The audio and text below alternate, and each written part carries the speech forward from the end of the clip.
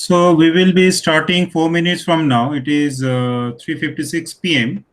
So we'll be starting sharp at 4. So kindly bear with us for some more time before we start this today's webinar lecture. Thank you, all of you. So just for 4 minutes.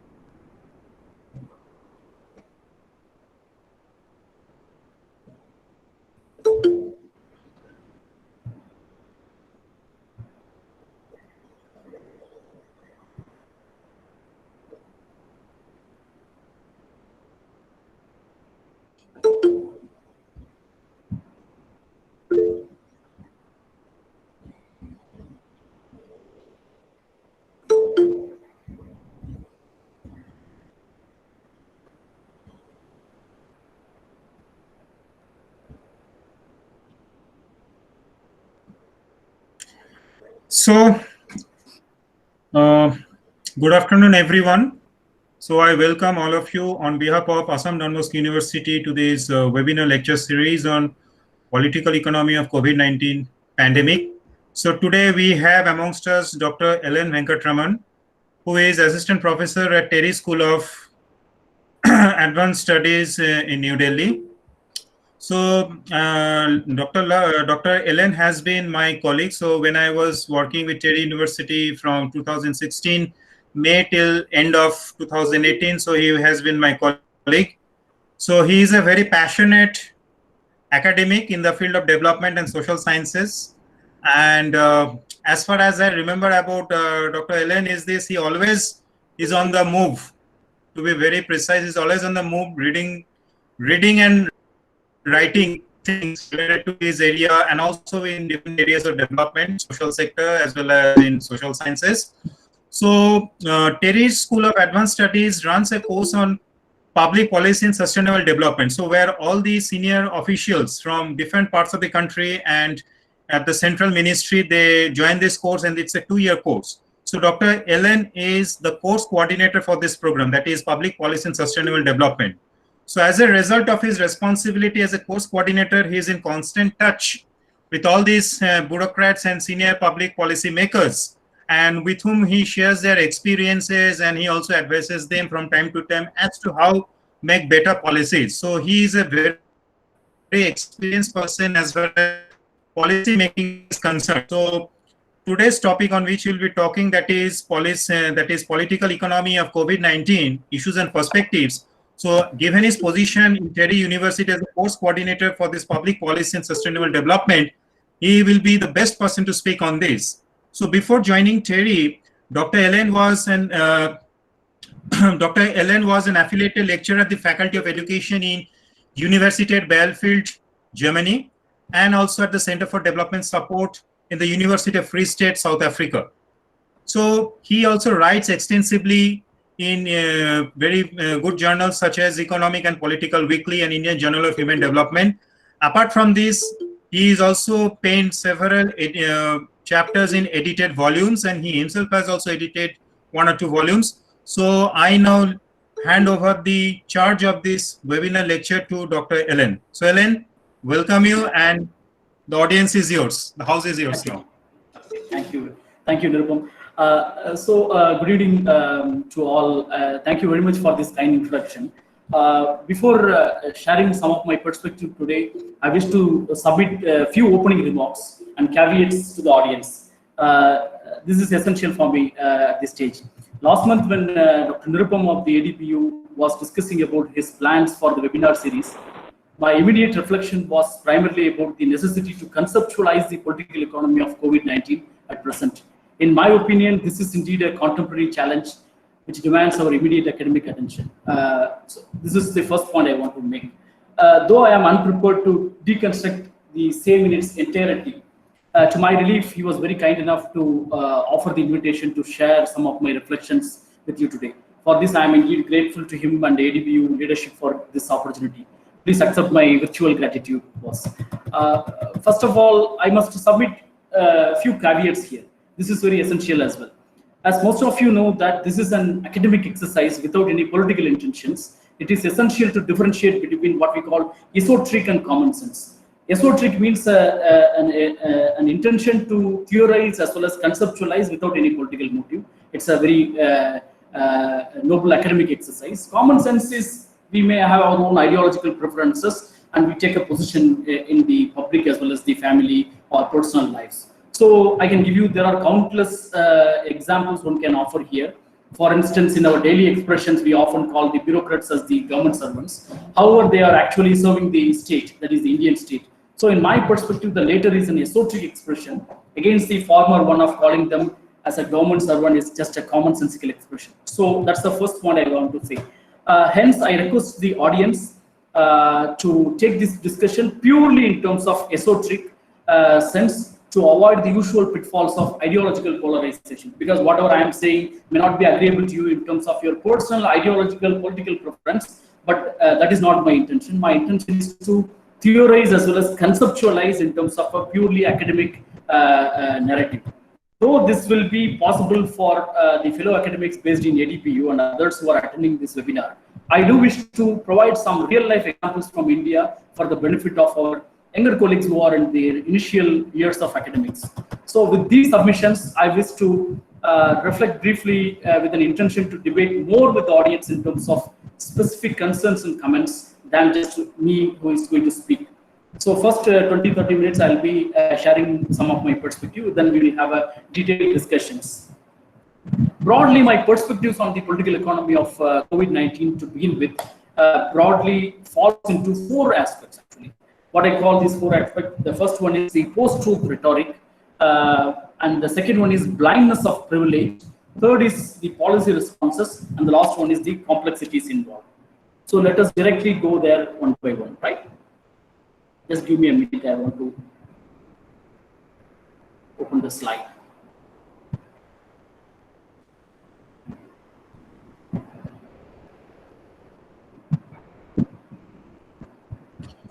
Professor Khadria, can you just turn off your presentation? It will be really great, sir.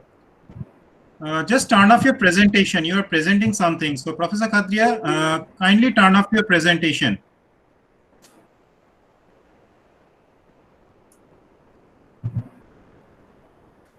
Nirupam, this is visible, my slide? Not yet. Just a minute. It is now becoming. Just hold on. Yeah, it is now visible. Perfect. Perfect. Perfect. Okay, thank you. So these 4 perspectives, I am trying to understand in terms of these 4 aspects with a simple question: why some countries have done better than others in dealing with the crisis so far? This is a broader question on which we are going to develop this perspective. So let us base our arguments on this particular question. If I contextualize the situation, what we are witnessing at the globe is a very mixed one. The pandemic is occurring in the context of eroding democratic norms. It is not only in US, because of President Trump is a typical example for the erosion, and Brazil, Turkey, Russia, Hungary, Philippines, Ethiopia, n number of countries you can include. While the autocrats won't let a crisis to go waste, it is essential to analyze whether authoritarians or democrats succeed in the crisis. That is the sub question on which we need to develop this perspective. But what we are left with the situation as of now today is, in contrast, we are left with a situation where there is a standoff between US and China in terms of the trade. There is a standoff between China and Hong Kong based on the freedom issues. There is a standoff between US and EU in terms of the unilateral travel ban. And of course, there is a standoff between India and China for obvious reasons of the actual line of control. So the essential concern for us is, why do we need this perspective? In my opinion, this is essential, very important, mainly because the IMF, the most recent estimate as on June 2020, suggesting that global economic output will decline by 12 trillion. The 12 trillion means 12 lakh crores US dollars. This is the first and foremost immediate threat what we are facing out of this crisis. And second is, there is an unpredictability is there in terms of its long-term effect. We cannot approach this virus or the pandemic in terms of its ongoing temporary effects and perspective, but we need to look at it in terms of the broader narrative as well. Because we as I mentioned earlier slide, there is authoritarian statecrafts are coming up. Countries are falling into the autocratic leadership, and not just economic, and you have implications for social, political, and others, emotional, even mental health as well. So there are, in addition, there are class, racial, as well as ethnic and gender privileges are all bouncing back. Because if you look at the migration, what happened during the lockdown between March and May, for example, those 2 months, most of them are all, if you disaggregate the Indian narrative, I do not know, because some of the friends from abroad are also there. For their benefit, I should say that if you disaggregate these poor people who are migrating from diverse cities of India, most often you are left with the same old stories of Dalits and Muslims and scheduled tribes only. So the powers and privileges, for example, are all getting displayed in terms of the class factors as well, in terms of these long-term effects. Let us look at the global narrative. What is it happening at present? Most of the time, what happened, in my opinion, I may not be, you may not agree with me. Most of the time, what happened, the global leadership, what we are having, not only in India, but most of the countries, the leadership is not very impressive. The priorities have been creating competitive statues, and if I go by the CNN reporting by Farid Zakaria, he said that President Trump still believes that Finland is part of Russia. So that is the level we are heading, and the US actually stopped the funding for WHO even during the pandemic. This is the level of leadership which we are getting in terms of the post-truth rhetoric. And the last point would be what Fukuyama said in the last week, the Foreign Affairs paper. The link between the technocratic expertise and public policy is weaker today than the past, when elites held more power. So one is the mediocrity, the celebration of mediocrity, what we are witnessing in the post-truth reality. On the other hand, the celebration actually gives birth to the very mediocre policy perspectives as well as priorities in our public discourses. Going back to India, or coming back to India, for example, the same post-truth rhetoric, if you look at it, the indexes across the social sector is unimpressive. For example, Oxfam's Global Inequality Index, for example, places India among the bottom 15 countries on the basis of public investments on health, education, and social spending. If you look at only the inequality, not necessarily on the sector specific, India is the second most unequal country, next only to South Africa. That is the level we are heading. India spends only 0.7% of its GDP in research and development. This is one of the lowest in the world. This is according to latest article by Professor Dipankar Gupta, one of the eminent scholars we have in India. So, is this the story over? I don't know. By the way, the official expenses for the Statue of Unity is 3,000 crores. That is the mediocrity which we are heading. And this the Statue of Unity is not the only statue which we are going to have. There are competitive claims. We are going to have one more statue for Lord Sri Ram in Uttar Pradesh, and some others are all coming up in different states. So somehow I feel that our priority has been misplaced in terms of the social sectoral focus than the populist narrative. This is the point which I want to flag it out for Indian situation. These two things I call as a post-truth rhetoric. Why I call this post-truth rhetoric is, in post-truth society, what we are witnessing is there is no respect for experts. Experts are all being dismissed in terms of their populist political narrative, or experts are being accused in terms of communist position or socialist position, which may not be the case with everyone. So, but this is the reality across the globe as well as in India. Let us look at the discourses what we have been doing between March and between December and April in India, especially because as we all very much aware that the first reported case in Wuhan, that is in China, was on 31st December 2019. So what we were doing, what are the discourses, public discourses, which we were busy from December to April? If you look at it in India, you'll be astonished because I did go through all the newspapers and find out these discourses, what happened in the last 4 months. One, Maharashtra government formation. Ajit Pawar was revolving the door. Before the formation of this personal government in Maharashtra, he was with the opposition party. So this discussion took almost 3 weeks. That's one. Okay. Second, public discourses on the Citizenship Amendment Act. This took almost 3 months. That is a one. And JNU attacked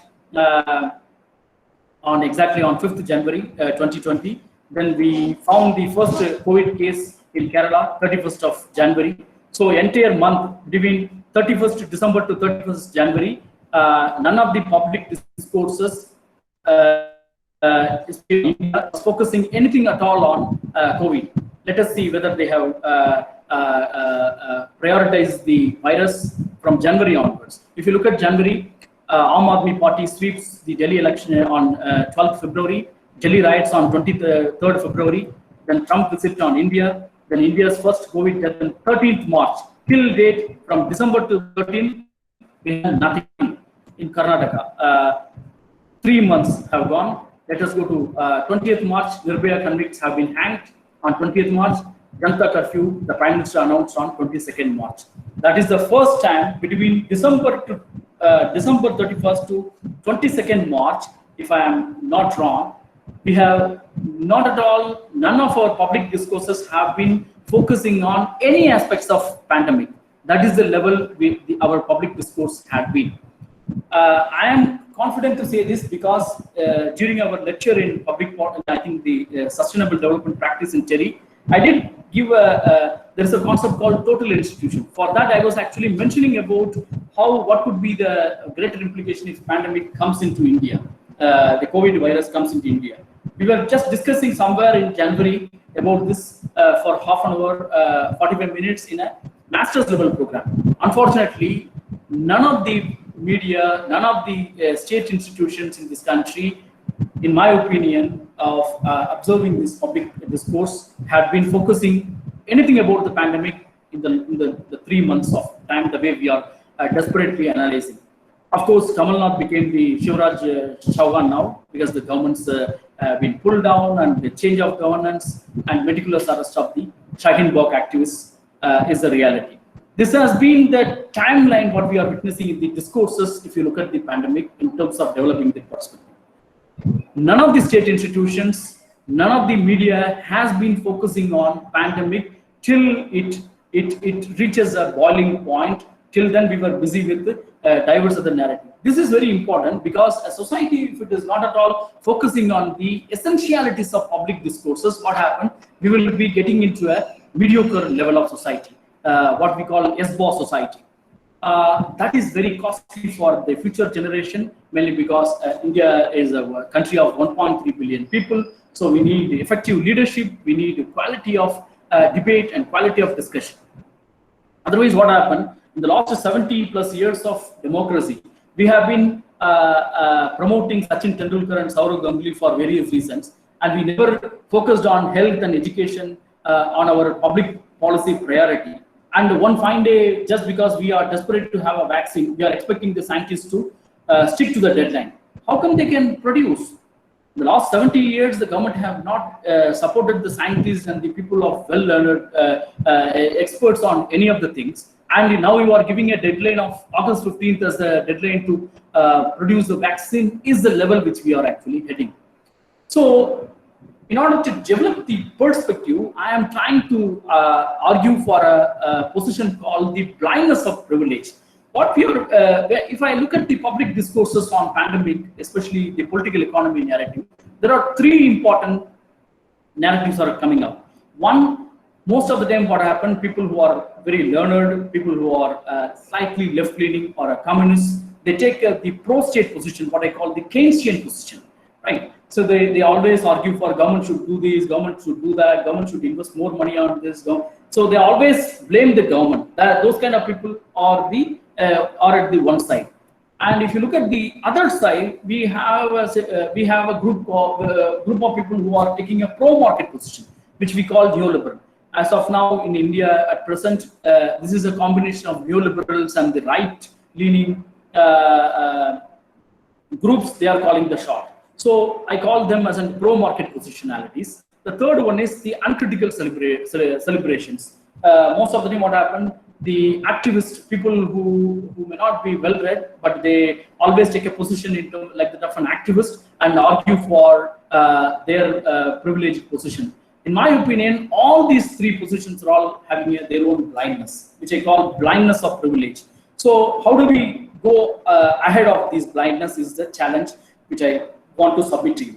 So let me conceptualize this in terms of three important players, which I always, some of my officers as well as students may be knowing my priority. There are three important players which we need to understand. One is the state, and another is the market, and the third player is the civil society.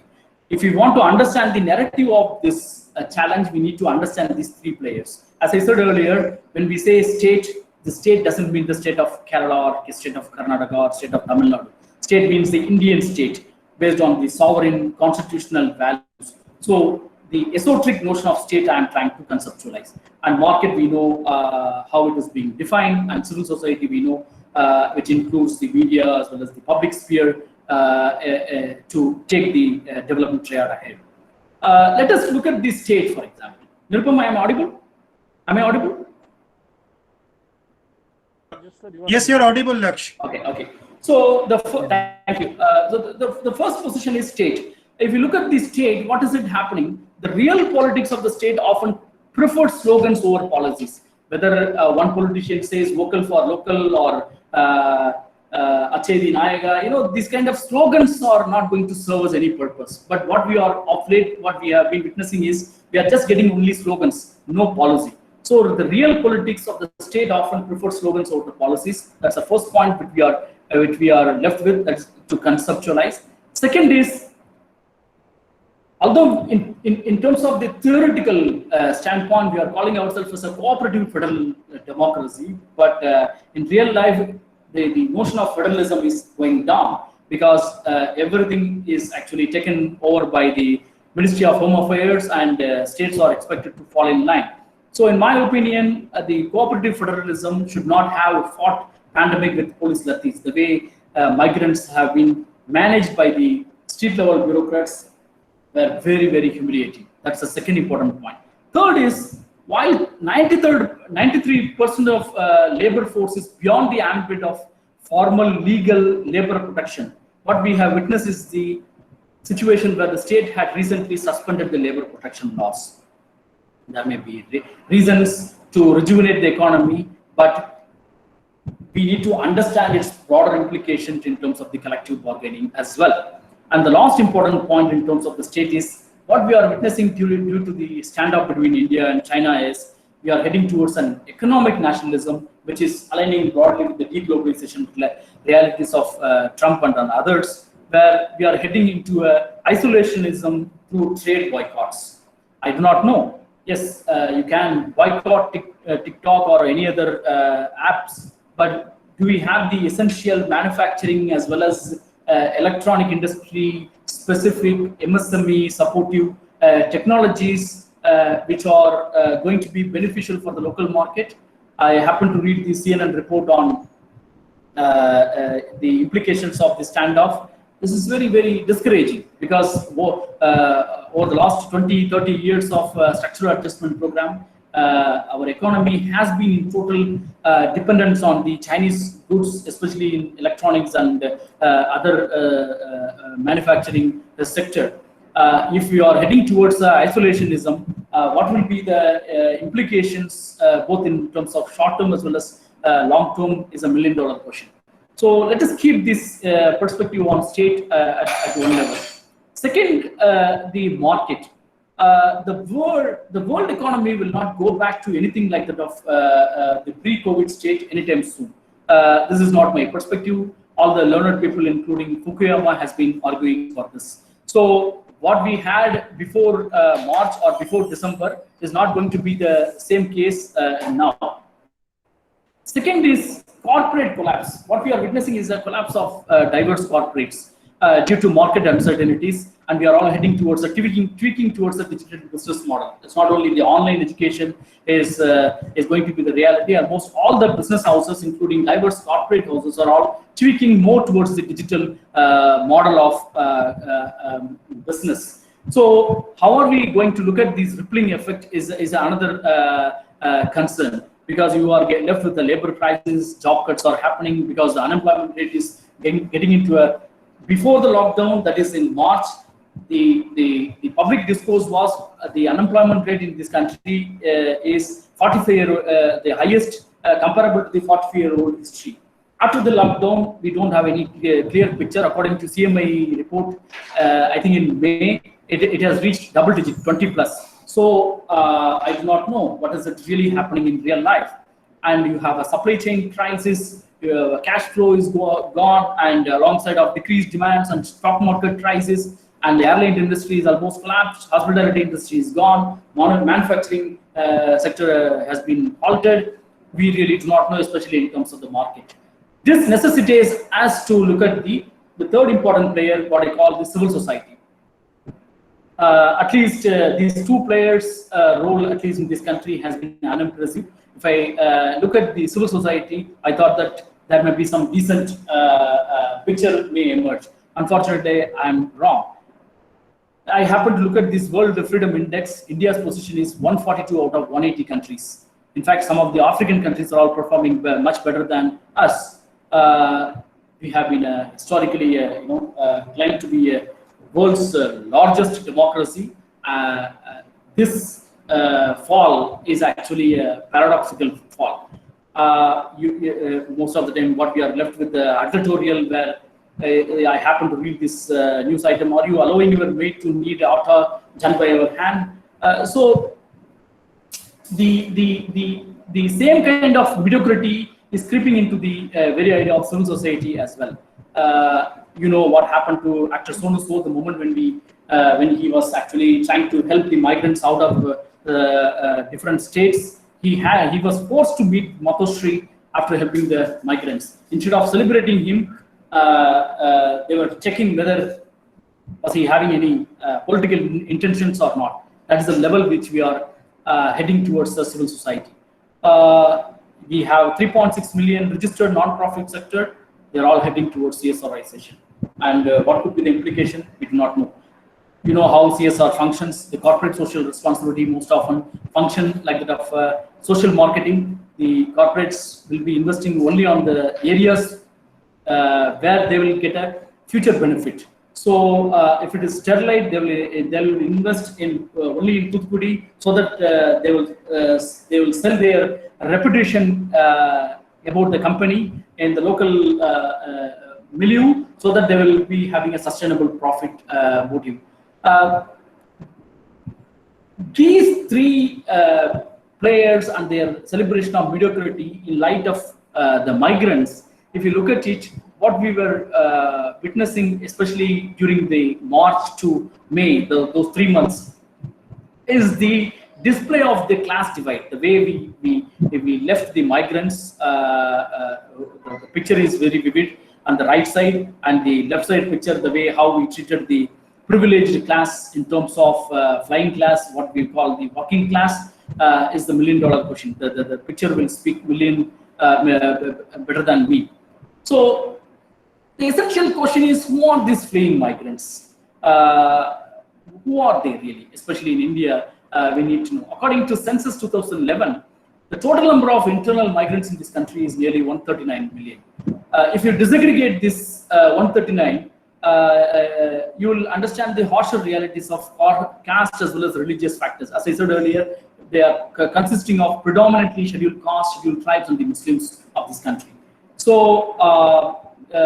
any decent democracy can be called as a democracy only when it is handling these minorities and the socially disprivileged in a much more decent manner than others. That is how we define the notion of democracy. Unfortunately, what we are witnessing is that even the trade unions were ambivalent, as they do not represent the significant political gains for them.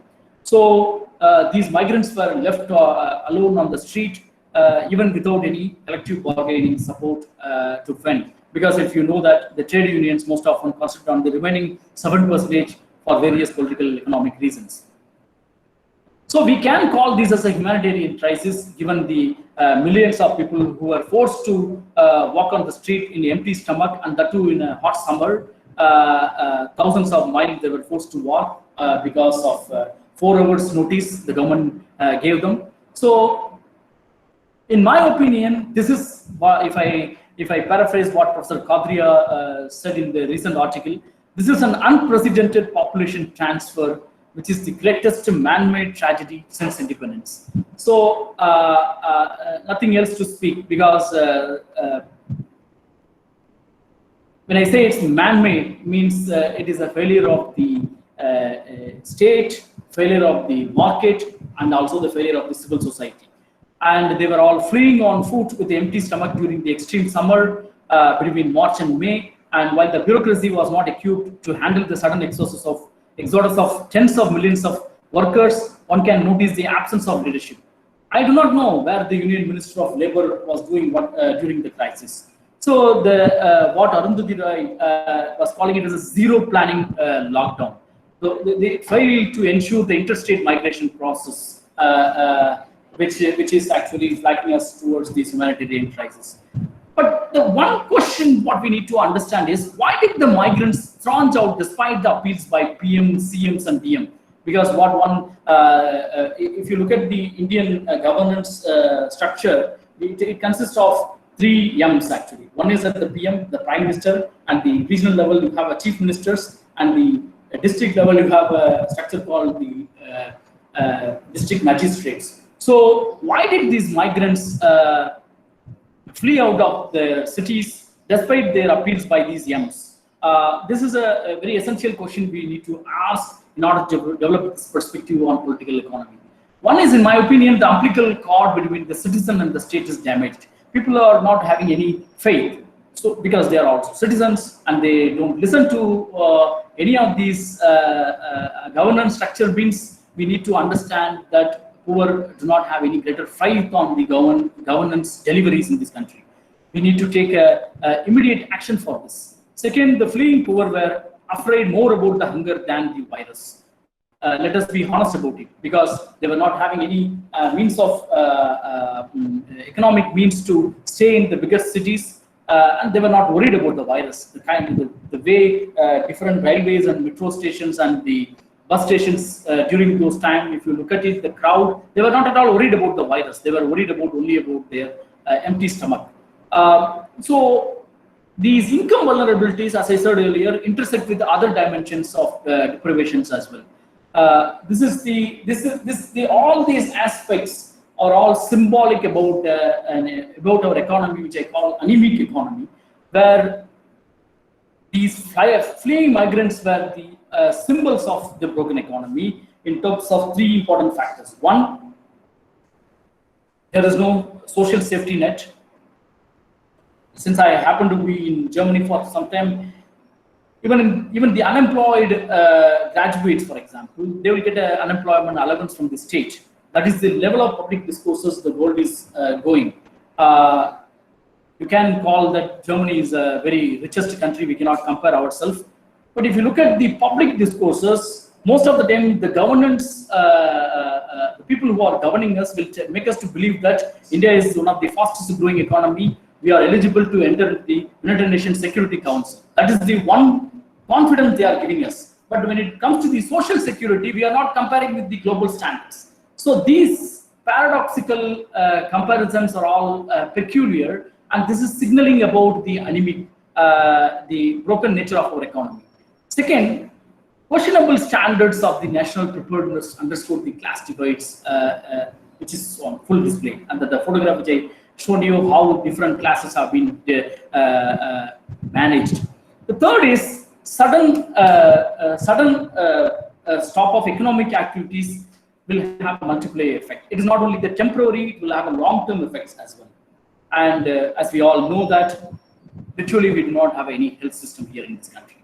There is no insurance policy, which is universal, and even in the capital, people are dying for not to get a bed. Actually, we are not talking about the hospital doctors. We are not even getting any access into the public health system, and these access are all privileged based on the class factors. So all these aspects are all underscoring about the brokenness of our economy. Okay, let us look at the, I'm almost done a few more minutes. If you look at the policy responses, what has been done by the both the regional as well as the central government in India, it is astonishing that both the opposition party and the governing party were fighting actually. Who will pay the train fare for the fleeing poor? Nobody actually, everybody was doing politics actually. Who will pay the, whether we can give the half of the money will be given by Congress party or half of the money will be given by the state government. Policy response were again responses like so the lesser I say, better it is. And if you look at especially the migrants from UP, the fight was again displayed between the chief minister and the Congress leader Priyanka Gandhi, whose buses are to be used for the migrants. So precious, in addition, aviation fuel was being used to shower flower petals from the sky. These are all the policy responses which we were getting out of the diverse governance.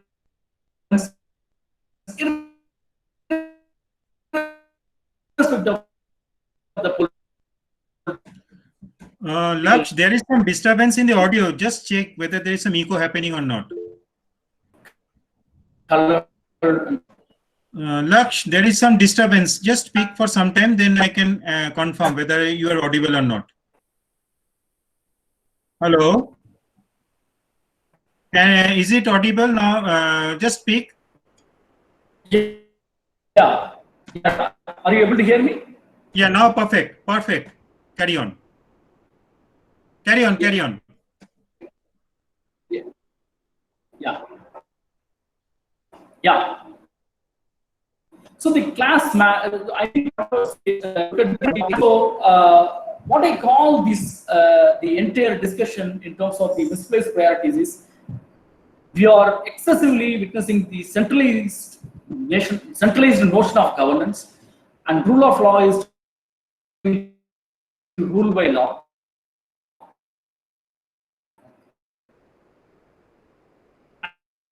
And Laksh, there is again issue in your voice is breaking. Laksh, can you hear me? Your voice is breaking. One ministry is Laksh, your voice is breaking. Just hold on, your voice is breaking.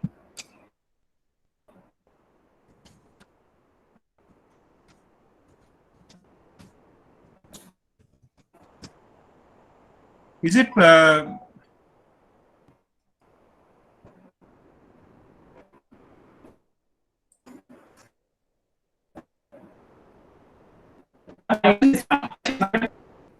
just a minute, just a minute. Is it okay? Just speak properly once again. I'm not. We are not able to get you. Your voice is breaking. No, I was actually saying that the has been misplaced.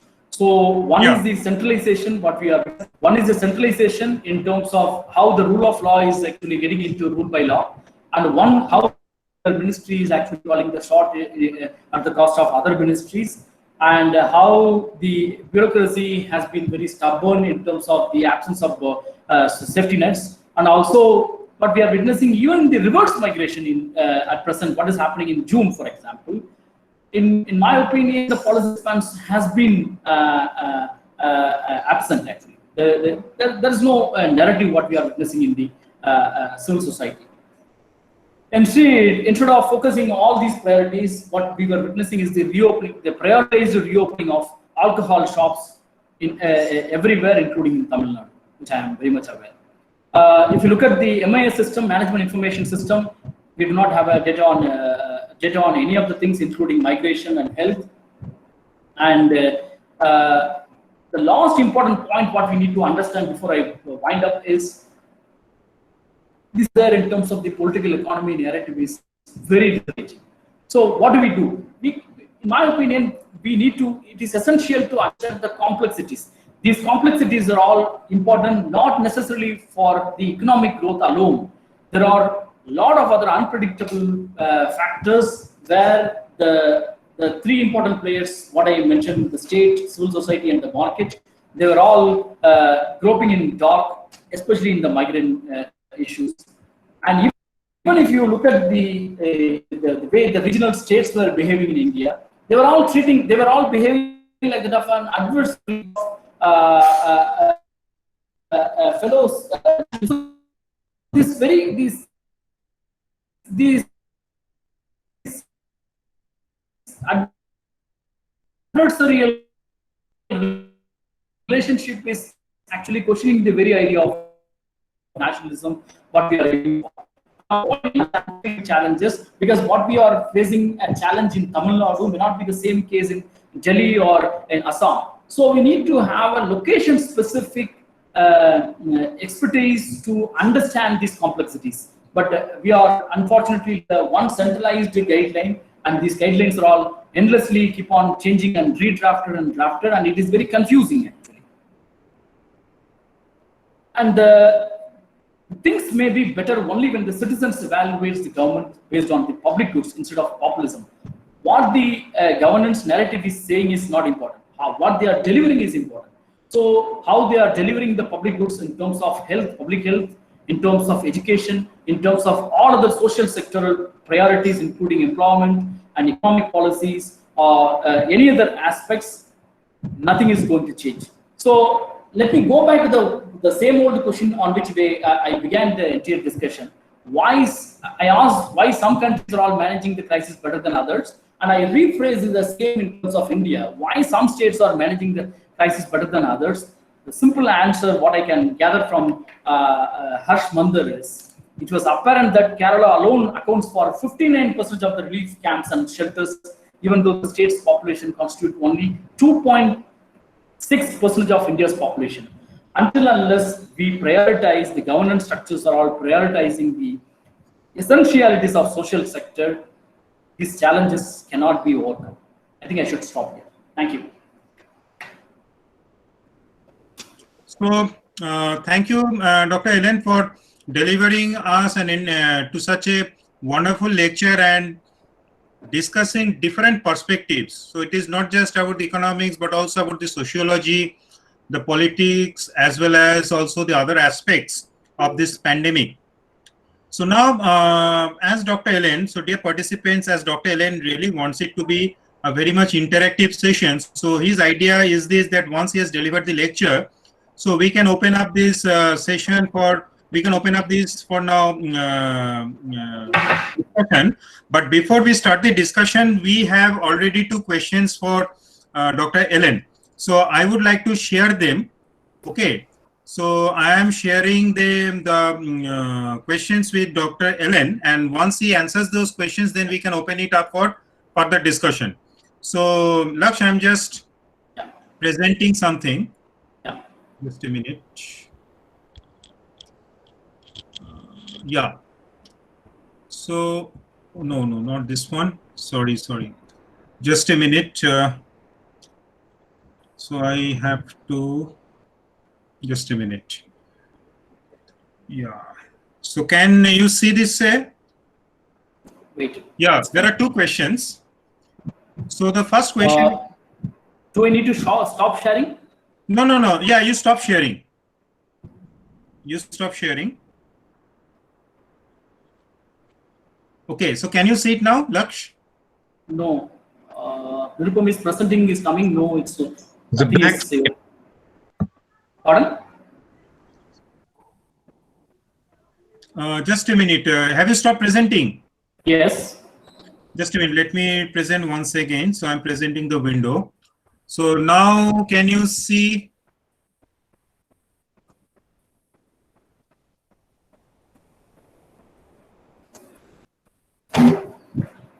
So there are two questions. One is by Devyani Gupta. Mm-hmm. So she has a question. Yeah, please could you read it? I'm not getting your presentation. Yeah, so she has a question that even though we have the incompetent leadership, which is her personal opinion, why does the economy, I mean the lower class, whether it is social or economic, that has not been mentioned, still have a soft corner for the current leadership? So she is saying that despite the incompetence of the current leadership, why does the socioeconomically lower class have a soft corner for the current leadership? Okay, can we take more questions so that we can club So everything? this is one question. Second question is by Jugal Kumar Deka, who is my colleague and who has been very much instrumental in organizing this webinar lecture series. So he has a question that government is still not clear about the future of distress reverse migrants. What can be the right policy initiative to support those migrant laborers? So these are the two questions which I have for you. I think if you have more questions, I can take. Otherwise, I can play now. Yes, sir. So these are the two questions which has been put, and I think there are some more questions. Maybe just a minute. Yeah, there is one more question. Just a minute. So there is one more question by Misan Chandra Shaha. So she is saying, if the migrant laborers do not return to their job, will not the states they were working before be affected? What is the way out? I couldn't understand the question. So the question is this: let's say the migrant laborers who have come back to their home state. So let's say a migrant laborer who was working in Delhi, now he has gone back to his home state. So will Delhi not be affected because the migrant laborer has left Delhi? So what is the way out? Okay. So these are the three questions which I have for you right now. Okay, I think the Devyani's question is very important, but I know, as I mentioned earlier, this is a populism actually. You see, most of the time what happens, people buy the subalterns do not have the luxury like you and me to conceptualize everything in terms of diverse theories. We are critical about the establishment because we are critical about this government. It is not only for our own ideological leaning. Even if tomorrow, if some other government, even if it is left-leaning government or center left is coming, we will be doing the same because we are not politicians. We we are dispassionately analyze these aspects because of the diverse theoretical tradition. But the subalterns, or especially the underclass in our country, the underclass is a very problematic term, because if you disaggregate again, the privileges of caste and religious factors will coming into play. They will not have the luxury like you and me to theorize it. So that theorization will be stopped only with the populist narrative. So the Statue of Unity, which I critiqued indirectly, they will not look at it in terms of 3,000 crores of investment. They will see that it's an India's achievement. But we will look at it in terms of the fiscal implications, why we need to invest more on competitive statue making instead of investing on education, employment, and health. But this is how the public discourse, unfortunately, has been aligning in terms of the populism in this country, and let us be very honest about it. So we cannot do anything about it. So whether a particular leader is competent or incompetent, the people out there will decide. And people are smart also. People means underclass, but they may need time. They cannot be as judgmental or as quick in observing these nuances, public policy nuances like that of us. The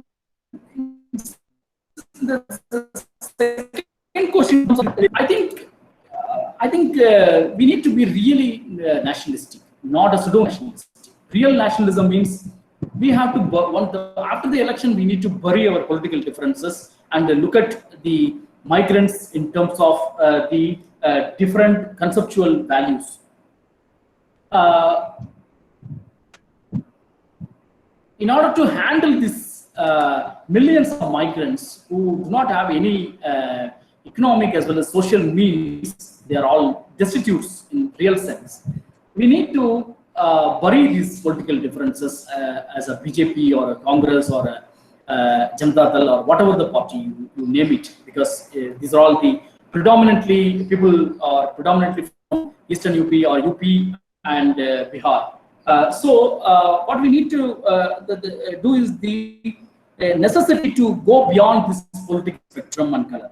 That's the governance narrative, the decent narrative which we need to understand.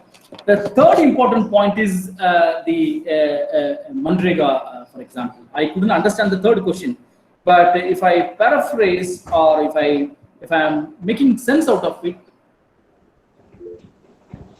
before the lockdown, especially the I think 6-7 months back, Prime Minister was very much critiquing the National Rural Employment Guarantee Scheme. And he said that I will not close the scheme because it is a monumental failure of the previous government.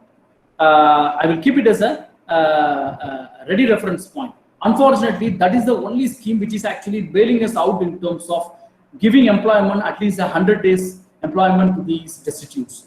So after the election, we cannot think like that of a party mandate. We need to look this issue dispassionately like that of a statesman. So until unless we do this, I think these complications will be forever. So there is one. There are 3 more questions which has come just now. So this is from Simi Sharma. So she is saying that it has been recently found that all the states have not distributed the food grains to the economically stressed migrant labor class fully, even after acquiring it from the center. So what do you think that whether there should be any check or monitoring mechanism to ensure proper implementation of these schemes that has been announced? Okay. Second question. Second question, this is the 5th question, which is by Ambuja K. Tripathi. So he is, okay, so he has actually, so he has congratulated you for this and for referencing with every aspect. Now there is one question from my colleague, my departmental colleague, Dr. Kasturi Goswami. So she wants to know that what are the tentative impact on the economy if the migrant laborers are unable to return to their jobs? Are we prepared for that? And if yes, what should be the support mechanism? So these are the questions. Do we have more questions? These are two questions which are there for you now, as of now. I think the state's failures to implement the one is the street level bureaucracy in particular, as well as the state political leadership in general. Often implement these aspects based on their own political vote bank politics, right? So. So even if you are having a decent narrative at the central level, we are left with the situation where the states will implement it according to those powers and privileges, which will be giving them the vote bank support structure in the long run. Because most of the time, what happened, politicians who are the real decision makers in this country, not the bureaucrats, most often look at the entire public policy or entire political economy narrative in terms of their inability in the election. So there is a saying in public policy literature where democracy is not always about morality; it is about majority, right? So what happened until unless we create the pressure from the civil society based on informed public debate, these failures and complications will keep on happening, keep continuing. So these failures will, in my opinion, again complicate the story further. Just in case if they are unable to return to the metropolitan cities like Delhi, for example, what will be the economic implications? Economic implications means whatever the packages you are giving to MSMEs, for example, or even the informal sector, for example, because we know that Indian economy is, although you call yourself as a digital economy or digital India or the greater slogans, but it's highly informal in nature because 93% of them are informal. The labor force is 93% of the labor force is unorganized and informal. So the economic implications will be much more stronger and serious, and it may not be visible to the naked eyes. But everyday constraints will be very high. So you will not have the same luxury to get your housemaid or domestic servants, and you will not get the usual luxuries of real life, and you have to manage everything on your own, and it will have a spiraling effect on your professional as well as personal life that will be beyond the comprehension. Nirupam?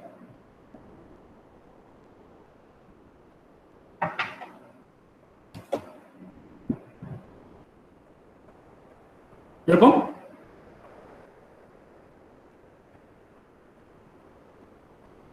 Can we ask something?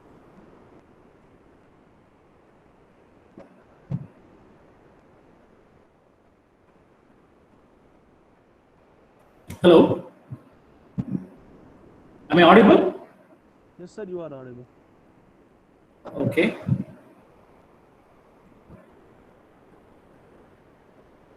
Can we ask something? Yeah, please. Go ahead. Nirupam sir, please unmute. Sir, this is Manzoor. I'm from Srinagar, Yeah, Kashmir. please.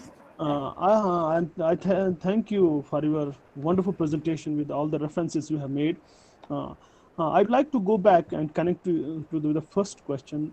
Once we say that there are a lot of problems, obviously a lot of people have been subject to a lot of problems, especially some class of people have suffered a lot irrespective of the compared to the other class. But to see a visible anger on the streets, as we used to see. For example, even 2 rupees increase in the petrol prices used to get people together on some platform, and they used to talk that how can government increase the petrol price. But we are not able to see a visible anger in the population in India. And number second, my point is that is it always we try to say government has, for example, if a population like America can actually elect a leader like Trump, I mean, who should they blame for? I mean, if they have themselves select a Trump-like person, who I believe should have been in some mental hospital or something like that, he's heading the American state. from the beginning, from our school days, we have been told that America is some country which is great. They have a superpower. They are educated people. If those people can select a person like Trump as a president, of course the results will be there. And the last point is that what is your take on the religion? So is religion one of the problems of countries like India, which is actually taking us down to these kind of paradoxical policies? Thank you. Nirupam, do we have more questions? Or? Yes. Yeah, you have more questions, but you can answer to Manzoor. Thank you, Manzoor. I think, you see the anger, for example. You see, most of the time what happens, if you look at the public discourses, the anger will be always on what Dipankar Gupta once said, it is always, these revolutions are always done by revolution from above, actually, done by the privileged elites. So, say for example, in Tamil Nadu, there is a custodial death happened last week. And now the state is burning, and the policemen are all scrutinized in terms of diverse public policy analysis, right? But the same kind of analysis will not happen if the death is happened by a poor or a destitute or even the scheduled caste, for example. So most of the time, these kind of narratives or the public anger will happen only when it affects the collective concerns of the people. Collective concerns, by which I mean the people who are owning the means of production, or people who are hegemonizing the system, for example. Until unless it's like, say for example, Nirbhaya, the convicts, why they have been hanged. Ideally, any democratic country, they should be given life imprisonment, and we should not hang. That is the some of the learned people like Indra Jaising said. We may have a theoretical disagreement with that. But the state will take a decision in favor of the hanging of these convicts, mainly because these criminals have bruised or questioned the collective concerns of the Indian state. So by hanging them, what happened? If I paraphrase what Emil Durkheim said, you are actually assuaging the moods of the collective concerns. People will be happy that India finally hanged these 3 rapists. So the anger will happen only when it is part of the hegemony. That's the broader point which we need to understand. This hegemony most often higher caste or middle class or rich or the super rich, because it's like 70 children, if they are dying in one day in Gorakhpur hospital, may not be news. But once Sridevi dies in a bathtub, it's a news. Because Sridevi, so the sensational media will actually make it as a news. But 70 innocent children, we will discuss it for a day or two. But Sridevi, we will go deeper, or Sushant, we will go deeper and analyze, and Twitter will explode, and mental health problems will be prioritized. But we will not be so sensitive to the children who are so innocent without any identities as well. That's the first reflection. Second is, who shall be blamed? These blame games we should be very critical of, because if you are academic, you will be blaming the politician. If you are a media person, if you are a politician, you will be blaming the media or the academics, because they are all Naxals or anti-nationals. But if you are a civil society, you will blame everyone. So this triangular blame game has been our culture. We need to go beyond this, actually. We need to create an informed debate, public debate.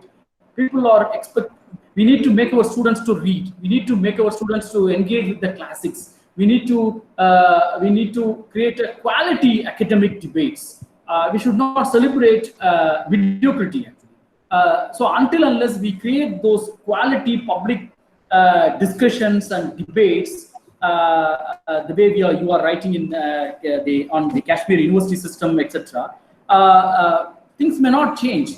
So we need to create this kind of quality debates. That's my reflection. Nirupam? Oh, okay. Religion. Laksh, there are some more questions. Yeah, please. Laksh, there are some more questions. Yeah, just a minute. So this question, I think I have muted myself, so sorry for the inconvenience. So Gayatri Sahu had this question that she just wants to know that whether the sudden lockdown by the government worsened the condition of migrants because of lack of proper measures from the government side. So this is from Gayatri Sahu. Next question was from Anuradha Barua. So she wants to know that whether this pandemic can serve as an opportunity to restructure India's as well as political economy of the world. So these are two more questions, and I have got plenty questions, but you can answer these first two questions. Then I will be giving you four more. I have got around 6-7 more questions. So you have got a long list. Yeah, the last question is very important, the political economy question in terms of the restructuring. And also not everything is going to be negative or pessimistic. There are positive aspects as well. For example, because of the pandemic, for example, people who are performing very well, for example, South Korea, the leadership, or the South Korea, how they perform very well, or Kerala, for example, how did they do? Sensible people or normal common Indian or the common man in the globe, they will watch along with the populist narrative that some states are much more performing effectively in terms of the decentralized governance structures. So people will be taking note of it. That's the positive point. Even if you disaggregate the leadership, for example, most of the decent leaderships are all fortunately led by women leaders, for example. South Korea or I don't remember, Angela Merkel from Germany, and even one more, Canada, I think. No, Canada. No, so most of the good leadership has been offered by the women politicians. So people will be taking note of that as well. The educated as well as the observers like you and me will be observing, taking note of these implications in terms of the governance and leadership in particular. That's the restructuring part. Migrants and state, I think I did mention about it in detail. As I said earlier, if I reiterate the point, the trust between the common man, that's the citizen, and the state, the umbilical cord got damaged. So we need to rework on it, and we need to ensure that the citizens of this country should believe that the state is actually working for their welfare.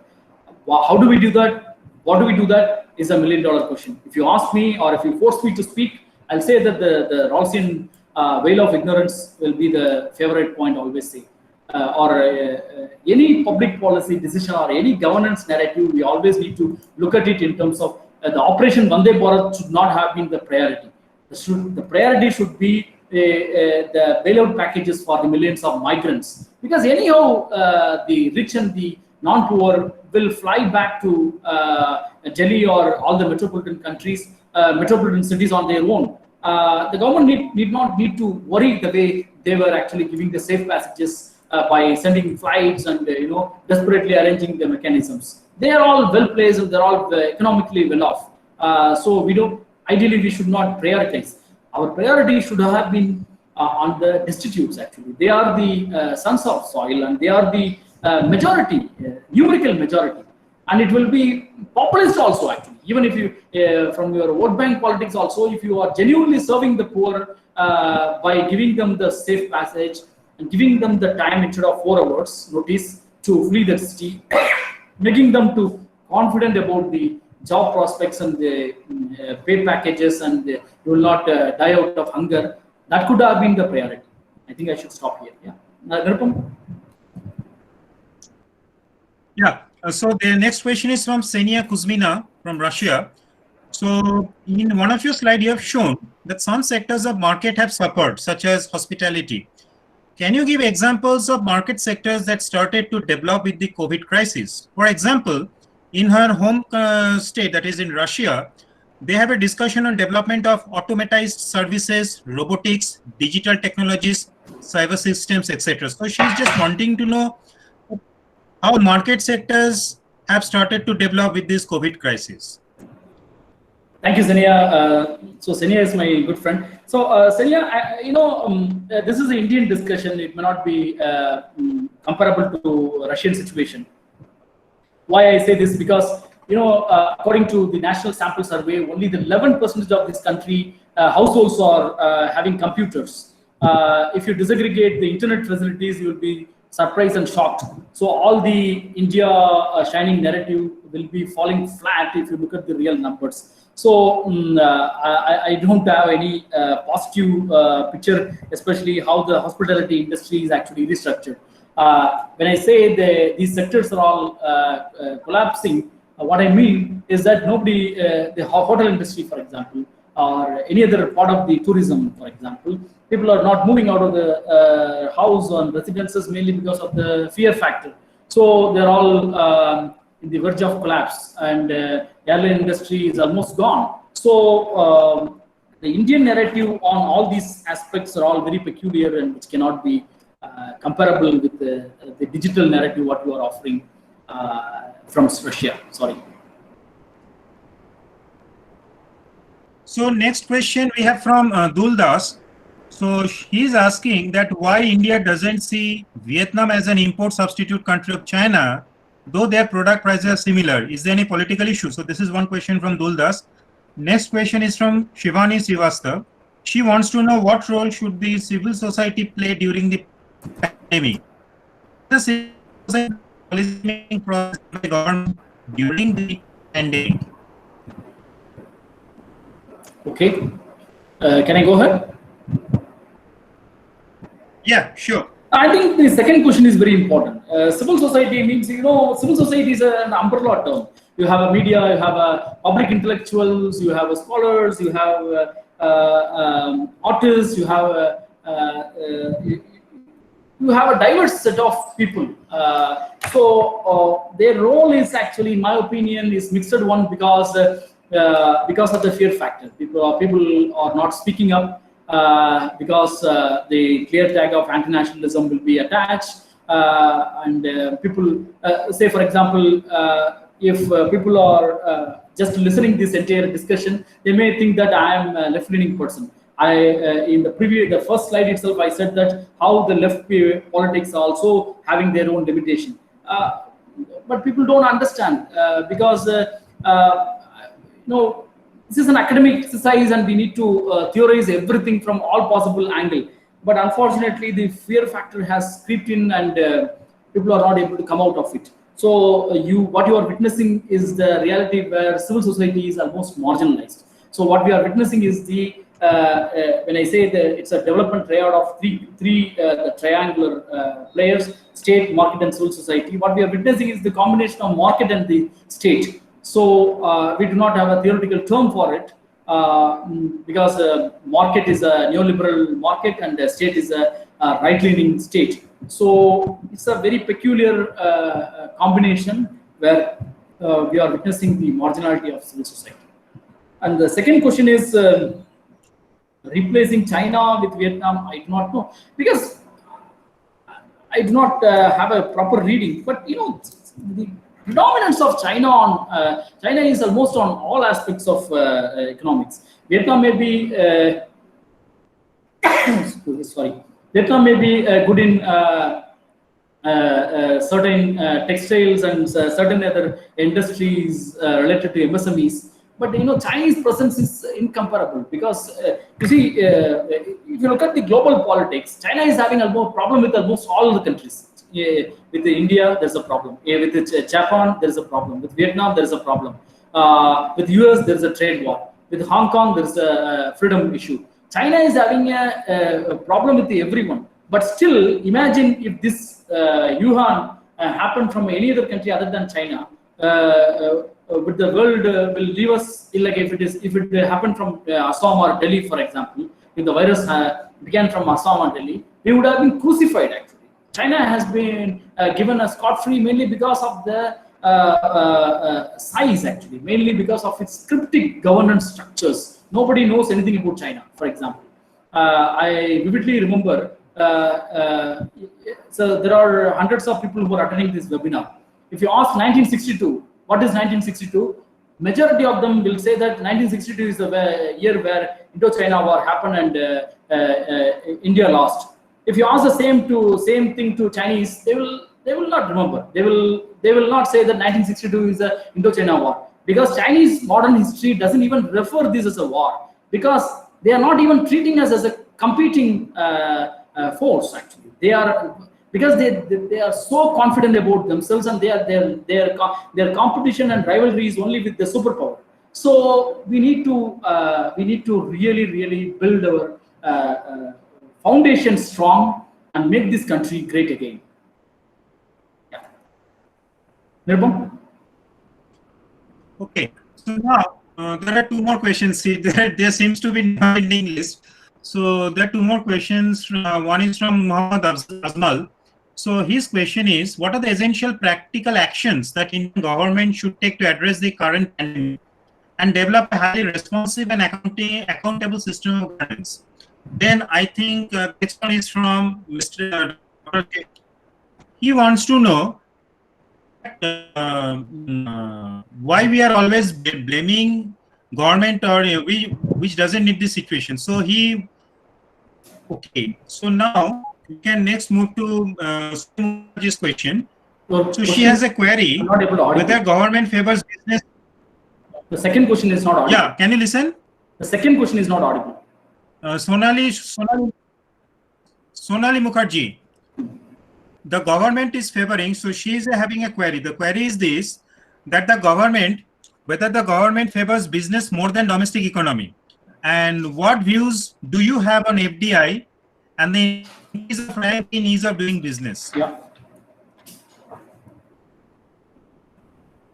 So these are two questions. One is from Muhammad Azmal, that what government should do to have a more accountable system of governance at the backdrop of this pandemic, and from Sonali Mukherjee, that government is favoring business more than domestic economy.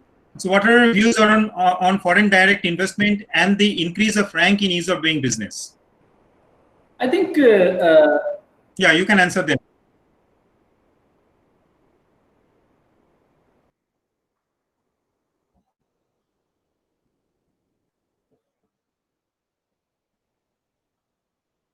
Yeah, Laksh, you are not audible. Laksh.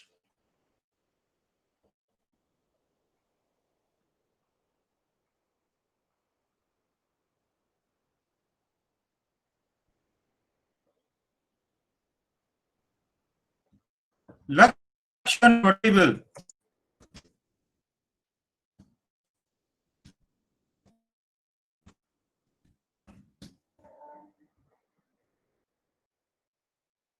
Hello, Laksh, you are not audible.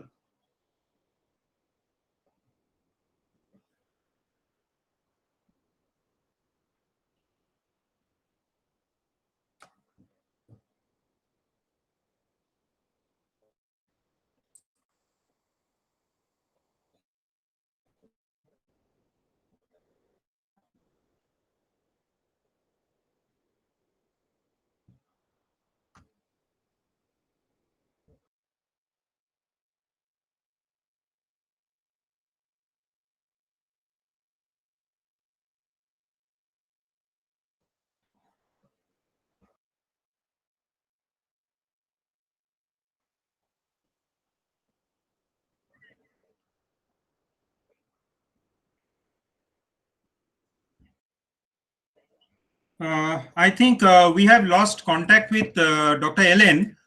So let us just wait for some time before we reconnect. So we'll wait for some time. So let us just wait for some time before he reconnects. We are trying to get in touch with him. So his network now seems to be not available. So let us wait for some time before he becomes available to answer the queries put forth by our audience.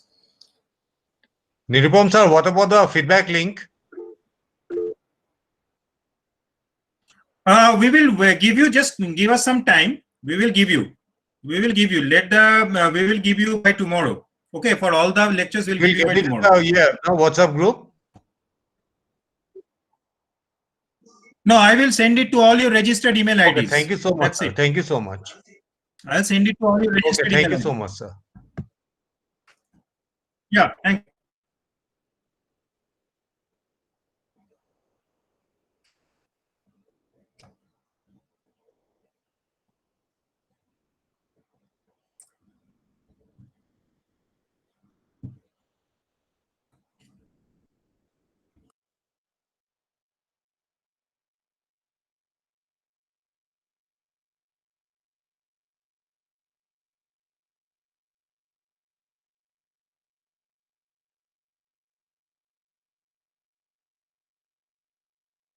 So kindly bear with us for some more time. He'll be just back in some more minutes.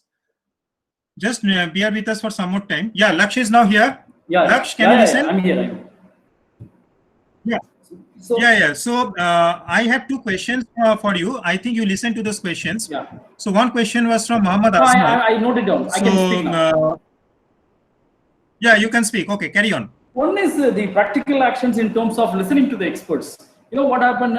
We may have a theoretical disagreement with Professor Amartya Sen, but we all know that he is one of the well-read person this country ever produced. So we should listen to him in terms of the welfare narratives, what we are planning in terms of the governance issues within these discussions. So that is the practical one. Until unless we have this humility, because learned people should not be disrespected, and that's for sure. And going back to the ease of doing business, I'm not very happy with this entire narrative. Ease of, by doing this ease of the entire suspension of labor laws, for example, they have done it with the reason that the ease of doing business, the index we will jump further. At the cost of what? Because you collapse the entire collective bargaining relationship, the labor relations in one go for for a couple of years from now on. So what are we going to achieve in terms of this growth? Yes, common man may be very happy by interchangeably using the growth and development in real life, but we know as a learned people that growth is not development. Yes, Nirupam? Nirupam?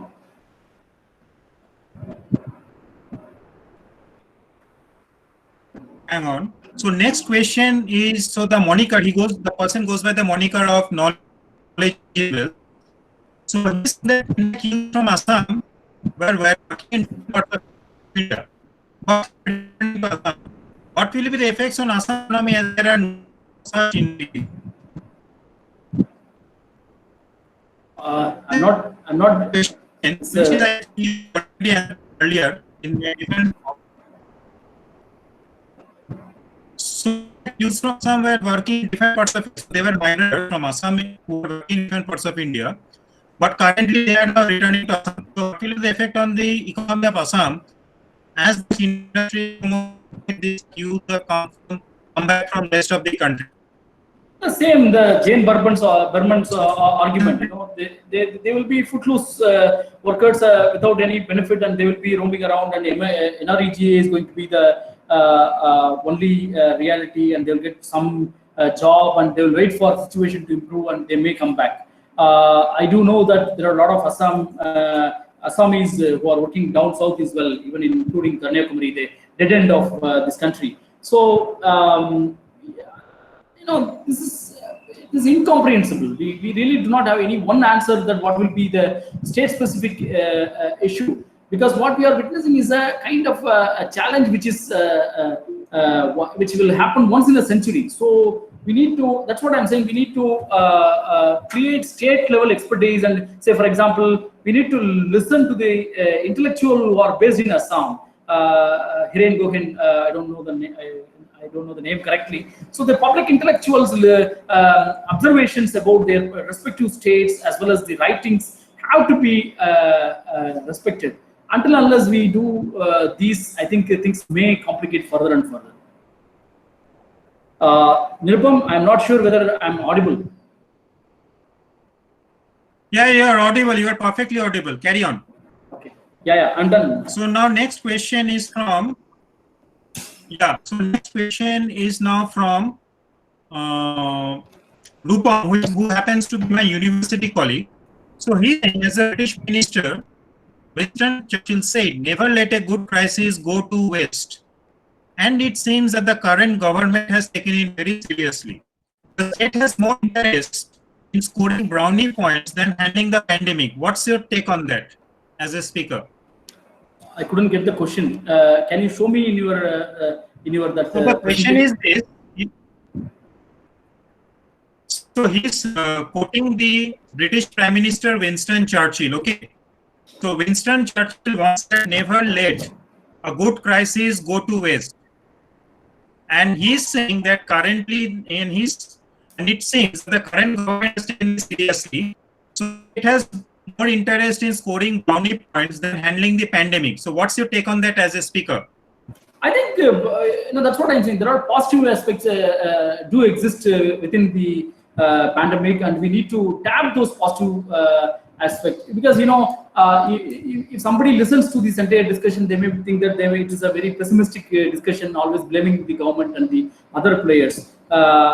That's not the intention. Until unless we create these enabling conditions and conversion factors, things may not going to change. Because when your reality is only 11% of the households are having computers, and only a couple of percentage of the households are having internet facility, what are we talking about online education and all these hullabaloo? Things are not going to change, and it will have a serious implications, because even if you disaggregate the people who are not having these enabling conditions, again you left with the same primordial identities and other factors of this country. So we need to contemplate these subtler aspects and find out the nuances. We can actually tap these pandemic challenges as an opportunity unless we create these conditions of conversion factors. How do we ensure the access, and what are we going to say? For example, one stroke, the ministry has decided to involve or invite all the global universities to come in and teach. I do not know the implications on the existing universities, because why people will come to the local universities and their expertise when they are getting the global brand, and these global brands are having higher monetary support than the others. So what happened? The competitiveness in education will be created, and which is contrary to the philanthropic aims on which we created this entire knowledge society debates. So this is a kind of endless complications which we need to theorize. Okay. Now there is a question from Professor Vinod Khadria. Professor Khadri is asking that we have followed a single majority rule of democracy. At two of the votes that have been cast.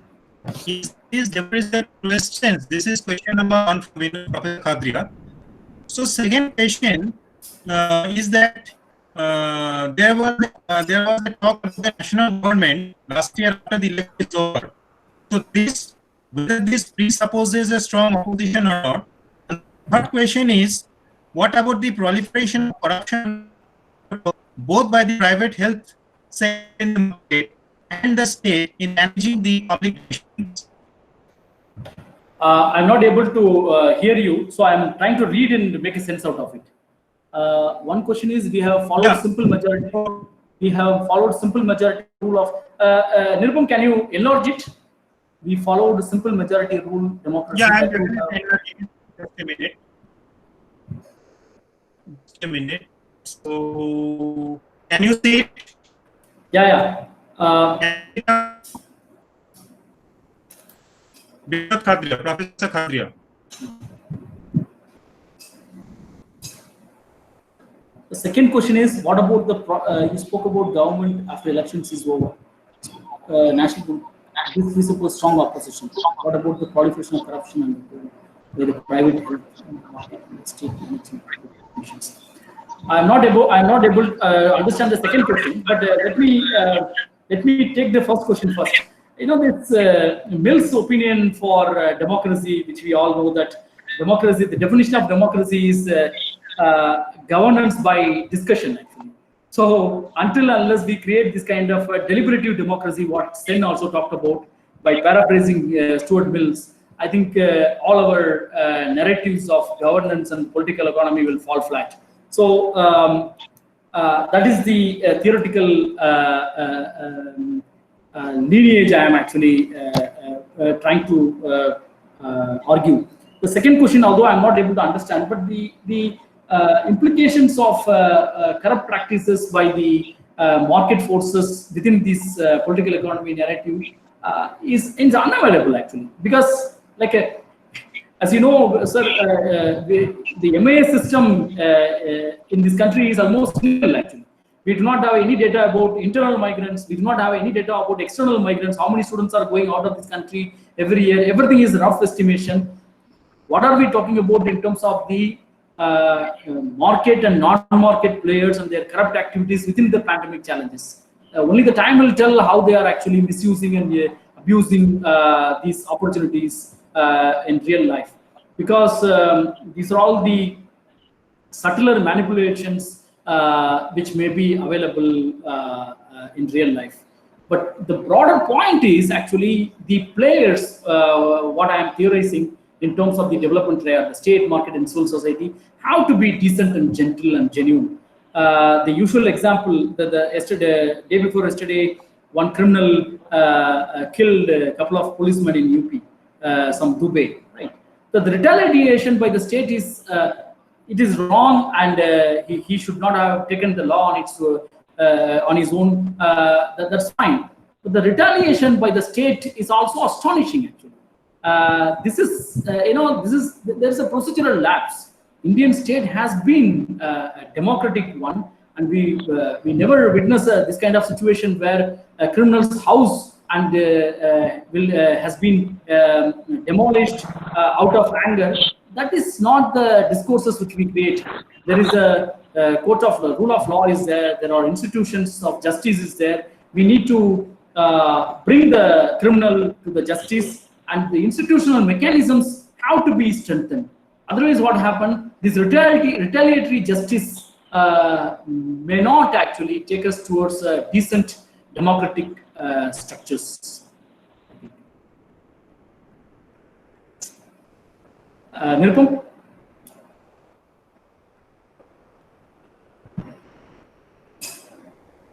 Am I audible, Nirupam?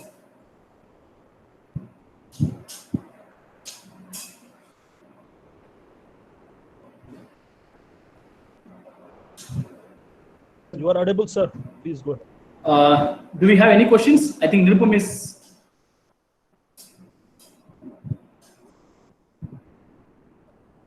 We have lost Nirupam, sir. This is also a situation of like on the one hand you are calling yourself as a online education and all these things. This is the reality of internet. Actually, you don't have a stable connections and you don't have a stable infrastructure. Actually, so all these the proclamations will fall flat when you handle it in real life. Mansoor is in Kashmir. We know that 2G is the reality. So we need to actually create a decent infrastructure at least. Did you think post-lockdown?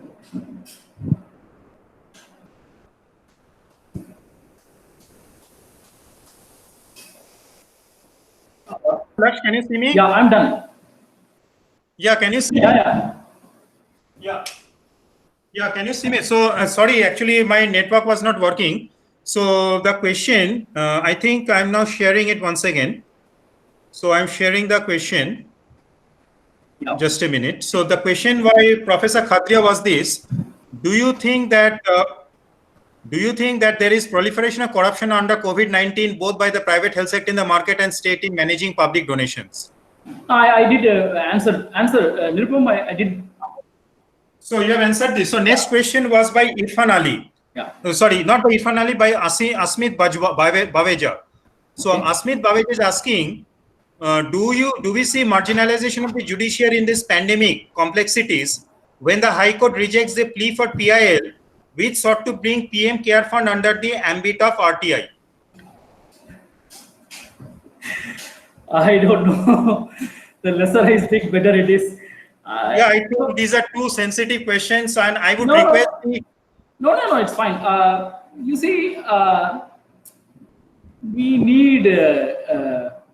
You see, this particular institution, for example, you dismiss as a younger colleague who accuses the topmost judge of this country, and immediately you reinstate her after his tenure, is the reality actually. So what we are witnessing is the celebration of mediocrity across all the institutions. So until unless we rise up to the occasions and establish some decent standards, we cannot have any say on these particular issues, because it is not just a sensitivity, it is about us. Actually, it is about us. So we need a better public discourses to be created in this country for a greater future. So that was it, all the questions which we had for today's lecture series. And before I conclude and before I share this, so today we are concluding our webinar lecture series with the lecture by Dr. Ellen Venkataraman. So our reason for organizing this lecture series was to look into the various aspects of the disruption that has happened for the forces of production as well as distribution. So as today Dr. Ellen discussed about the issues and the priorities that as a society as well as the government and the political parties we have been nurturing for not just for some time, for the last 7 decades. And today, as we face a crisis of unprecedented nature, we are seeing the ramifications of the policies that we have been following for such a long time. So as I recollect when Dr. Ellen was presenting, that we are having a governance structure whereby our tax collections are dependent on 2 important aspects. One is the liquor, that is the excise, and the second one is the fuel, that is diesel as well as petrol. So in last 1 month, the price of diesel has increased by more than 14 to 15 rupees. And now the situation is such that even in Delhi, the price of diesel is now more than that of petrol. Now, as we know that diesel is one of the most important fuel or the source of energy that is required for the production process, be it in agriculture, be it in industry, or be it in different sectors of the economy.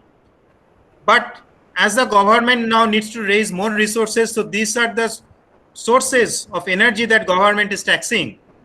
So what we understand from today's discussion as well as also our observations, that we are having a fundamental problem in the structure of our forces of production as well as distribution, which is a fundamental malaise. And this malaise has not been developed in just a short span of time, but it is for the last 7 decades.